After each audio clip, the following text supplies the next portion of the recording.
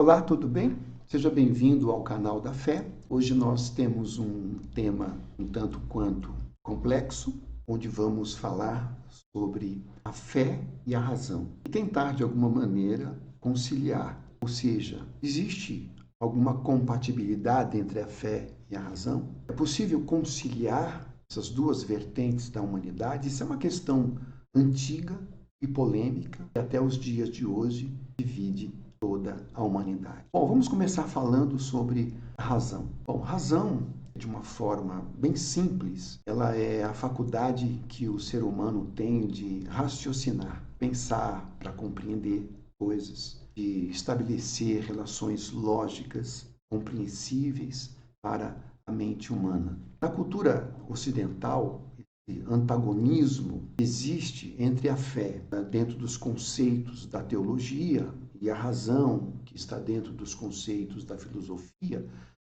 tornaram-se muito mais perceptíveis desde a Grécia Antiga, né, com o nascimento da filosofia. Você deve saber muito bem que os antigos gregos viviam numa civilização politeísta, ou seja, eles tinham muitos deuses, eles criam em vários deuses. Bom, além disso, os gregos, além de serem politeístas, os seus deuses, eles assumiam a forma humana e agiam muito semelhantes aos homens. Eles eram em parte humanos e em parte divinos, né? Eles lutavam entre si, eles sentiam ódio, eles sentiam amor, eles se casavam e tinham filhos. Sobre os seus deuses e heróis, os gregos criaram muitos mitos, muitas histórias que deram origem ao que a história chama de a mitologia grega.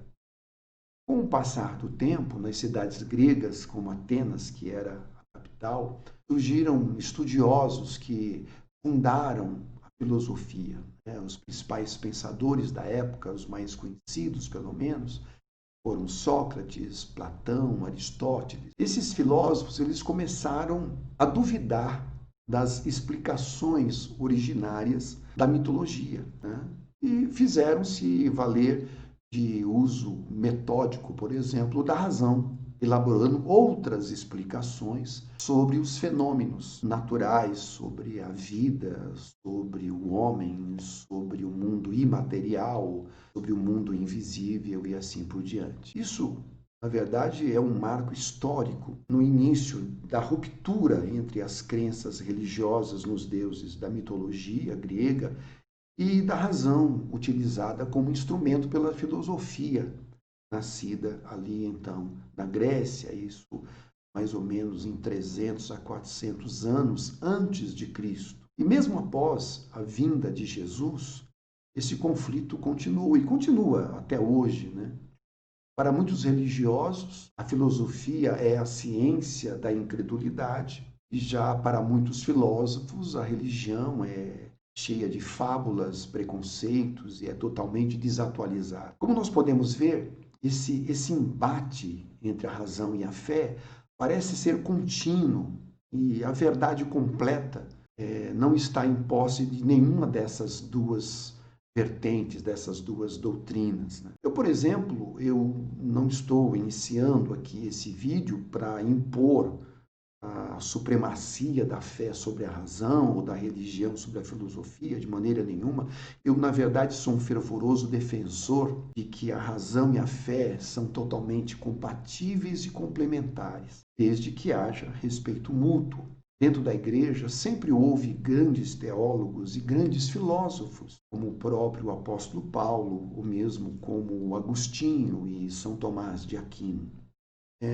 Eu quero trazer um pensamento, por exemplo, de alguém muito conhecido, que foi João Paulo II, um dos papas da Igreja Apostólica Romana, né? E ele um dia escreveu algo a respeito, né, que é o Fides et Ratio, que é, ou seja, fé e razão, que aparece em uma das suas encíclicas. E eu separei para você ter uma ideia do que ele disse, que eu achei realmente muito interessante. E ele escreveu o seguinte, ele disse assim, que a fé e a razão são como duas asas que nos conduzem num voo em direção a Deus. Se você tem a fé, mas não tem a razão, essa fé é cega. Mas se você tem apenas a razão e não tem a fé, essa razão ela enlouquece. Ou seja, esse voo nada mais é do que a busca do espírito humano pela verdade, pelo conhecimento de Deus. E essa busca só encontrará êxito se usar as duas asas, ou seja, a fé e a razão, nas palavras de João Paulo II. Veja, a Bíblia não ensina as pessoas a serem ignorantes ou a ter uma fé cega e irracional. Muito pelo contrário. Deixa eu ler para você o início do livro de Provérbios, Salomão,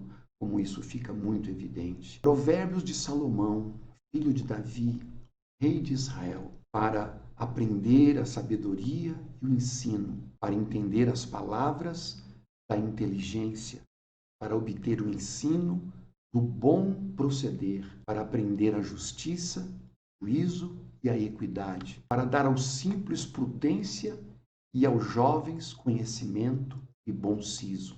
Ouça o sábio e cresça em prudência, e o instruído adquira habilidade. Em outra parte, Salomão diz assim, que a gente deve buscar a sabedoria mais do que o ouro e a prata.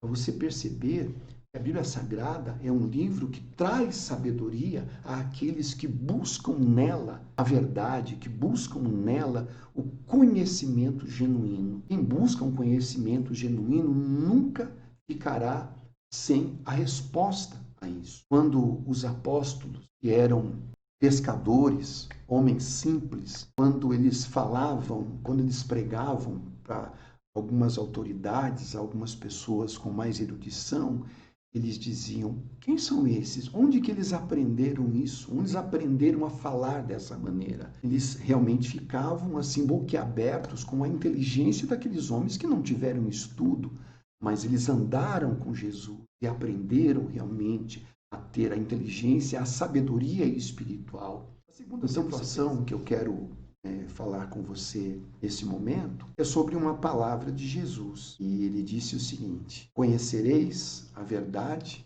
e a verdade vos libertará. O que Jesus disse? O que ele disse? O que liberta o homem? Ele disse, a resposta é o conhecimento.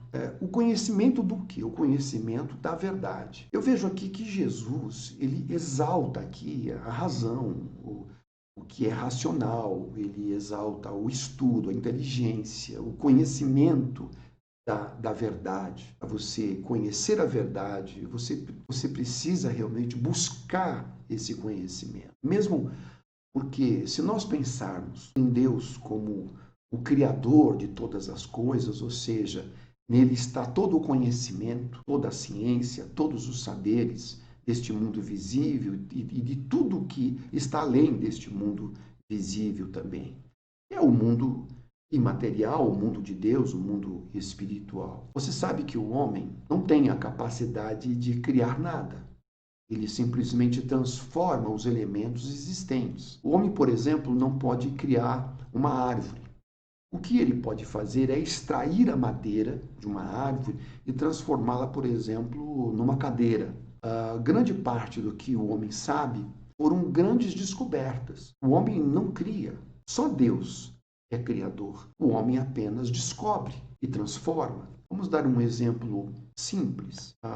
Existe uma teoria que é chamada teoria da relatividade, que foi descoberta pelo grande físico e pesquisador alemão Albert Einstein. Essa teoria se tornou uma das maiores descobertas do século XX, produzindo inúmeras transformações e trazendo respostas a muitas coisas que até então eram totalmente inexplicáveis. Hoje, a mecânica, a matemática, a mais recente, a tecnologia, depende dessa chamada teoria da relatividade, desde um GPS, um celular, uma viagem interplanetária, ou tudo isso é resultado de uma descoberta de um homem chamado Albert Einstein. Veja, o Einstein não criou essa teoria, ele a descobriu, ela é pré-existente. Ele apenas a descobriu e a teorizou. E a pergunta fica, de onde veio essa capacidade de Einstein, ou de tantos outros gênios que nasceram com capacidade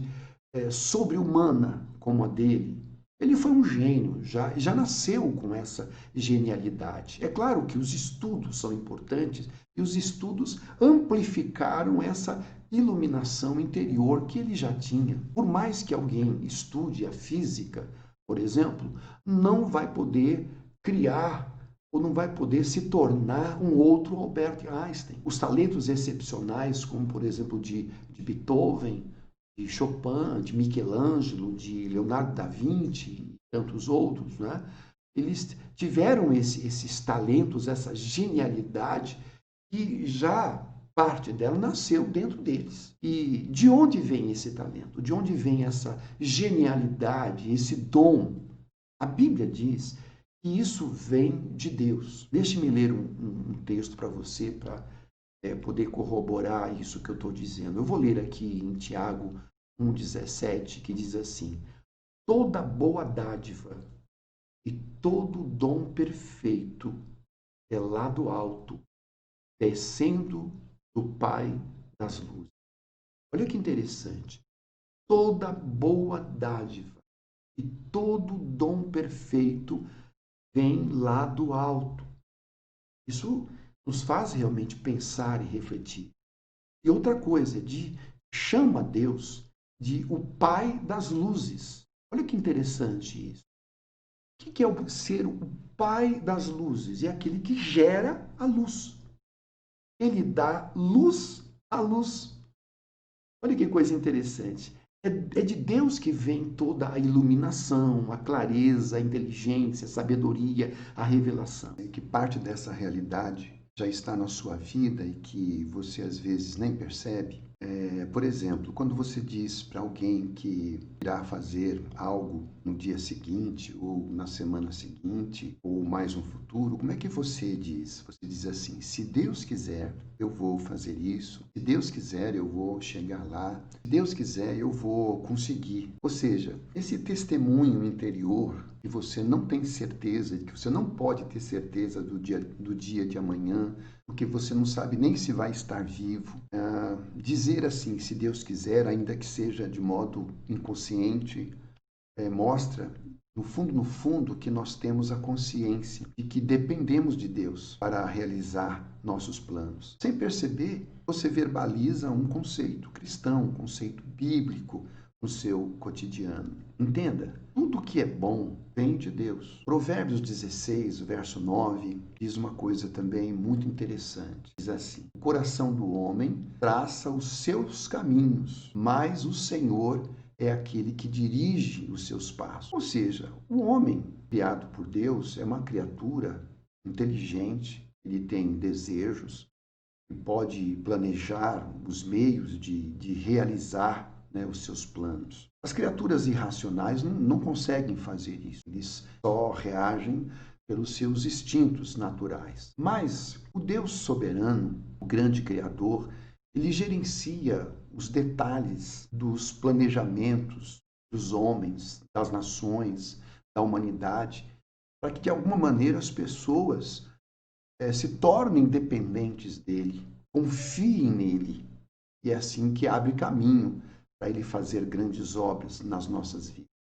Definir objetivos e traçar planos, metas, é direito e dever de toda pessoa, bem como lutar para realizá-los. No entanto, se nós quisermos ser bem-sucedidos, devemos pautar nossos planos nos planos de Deus. Buscar inspiração e apoio no grande arquiteto das nossas vidas, com certeza vai trazer resultados muito mais eficazes para os nossos objetivos. A verdade é que, por mais elaborados que sejam os nossos projetos, eles podem falhar. Não é verdade? Por melhor que sejam os nossos planos, eles nem se comparam com os planos que Deus tem, por exemplo, para a sua vida. Você, claro, colocar esses planos nas mãos dele. Concluindo, veja bem, a Bíblia não ensina as pessoas a serem ignorantes ou ter uma fé cega uma fé irracional, muito pelo contrário.